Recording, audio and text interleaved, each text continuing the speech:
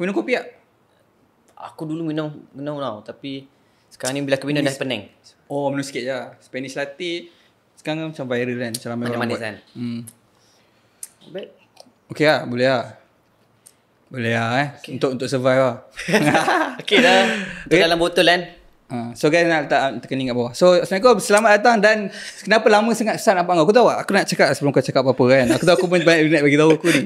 Sebelum tu kau daripada aku sebelah 12 lagi, ramai gila orang cakap kau sampai aku dah tak jawab sebab penat. Tengah aku live ke apa, aku cakap kau cakap nanti in the future akan jadi, in the future aku jadi. Aku memang tahu akan jadi lah.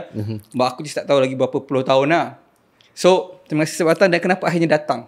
Susah betul VIP ni. Tak ada VIP tu. Pertama sekali, Waalaikumsalam. Terima kasih sebab invite aku. Aku tahu kau invite dah lama. Lama dah. Dah setahun kan. Aku rasa lebih lah. Lebih dah setahun. Okay, first kali aku beritahu kenapa time tu aku tak terima kau punya. Jujur je tak apa. Ya, aku akan jujur.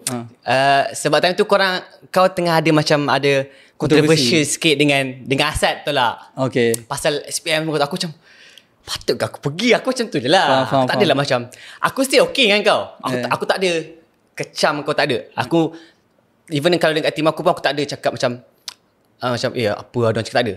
To be honest memang aku tak judge langsung, tapi aku just to be safe untuk aku. Okay, aku belum lagi.